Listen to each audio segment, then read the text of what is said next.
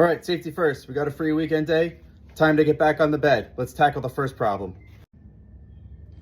So I already measured my line out here, but essentially this truck was in an accident before, and whoever fixed this previously did a terrible job. I don't know if you can see on the inside of that, but there's a lot of corrosion, and they just welded a piece in. Instead of cutting this and hammering this back, they just added a piece and filled all this in, which is incorrect. So I'm gonna cut here, cut the inside line, join this back together so that I can replicate this original bed support system. And I made a little cutout so I can measure and make sure as well that it fits perfectly. Oop, there we go, like that. So there's my little guide. Let's get cutting.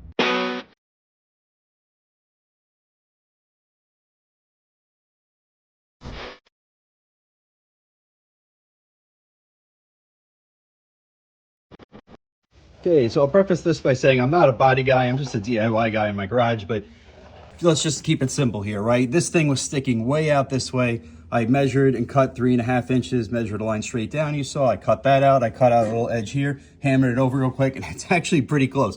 I have to do a little bit more hammer work. I'm gonna start tack welding this in, and as I do it, I'm gonna put pressure obviously against here on the edges so that it pulls in tight, and this gives me my 3.5 inch here and my 2.5 inch here, mimicking the other OE side. Now when I was cutting this out, I don't know if you saw, but there's a ton of dust coming off of this, and that's because this thing was filled with bondo. You could see the underside of it when they welded it in before. They really didn't coat it or anything, which is unfortunate. So I'm gonna weld this in, and then because I can access this from the top and the underside a little bit and going in under here, I'm actually gonna coat that all on the inside with paint and everything. So I'm not worried about that rusting down the road. And then the whole inside of the bed's later gonna be sprayed and rhino lined and stuff. So let's get working on this.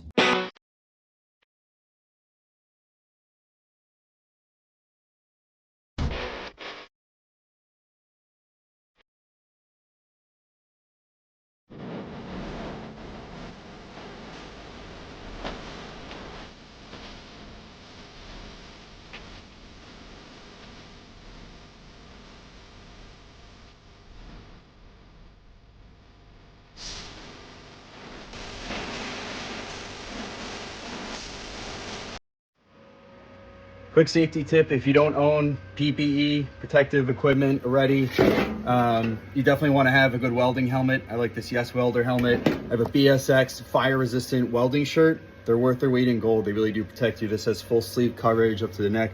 Wearing a welding hat as well. Help keep the stuff off the back of my neck. So let's check out what we got going on here. All right, so very crudely, I just tacked this up real quick, but you can see this came together nice using those clamps, right? Just took my time, couple tacks, boom, boom, boom. I'm gonna come back in, clean all this up, and get it ready so I can really tack weld it now all throughout, making a strong seal. So let's go working on that. Everybody's wondering, Harbor Freight, I'm using the 125 Flux Easy Titanium Flux, what is it called? The Titanium 125, sorry.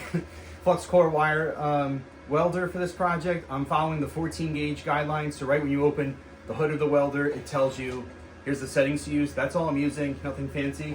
I also use anti-spatter spray. This is made by Cantesco. I got this off Amazon, sorry. A lot of places sell it, welding stores obviously. This is the best stuff. I clean this all down, hit it with the anti-spatter spray.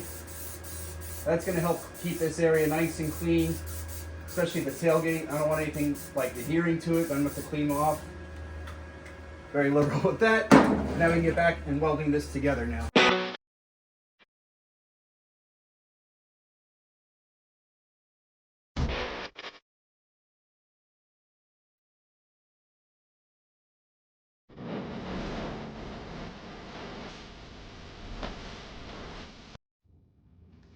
All right, so we got this done, just roughly, tack welded together and cleaned up real quick. Overall, it came out well. I measure it here and use my template compared to the other OEM side, and it's pretty close. I'm not building a Pebble show truck, here, so that's okay, Pebble Beach show truck. Anyways, in case you saw in the video, what I was using though was this Bauer band file belt sander. A lot of companies make them. Obviously, this is from Harbor Freight, but this is really great to get in those tight areas. And why I was sanding in here and around this edge, obviously you could see this gap right here, and that's because this was all bad when I cut this out.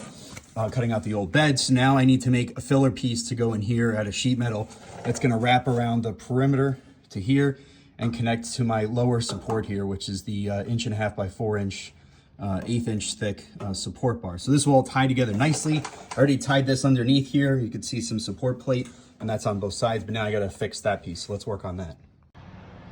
Shout out to TMR, the machete. This thing makes it super easy for, you know, a basic guy like me to bend up some stuff to fit in. This is actually some scrap I had laying around from when my lift got delivered.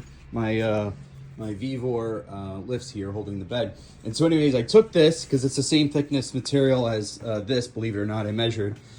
And with a digital caliper. So now that goes like that. I'm gonna measure or trace a line, cut this out, and then that'll fit flush in there with some tweaking and we'll be ready to go weld it in.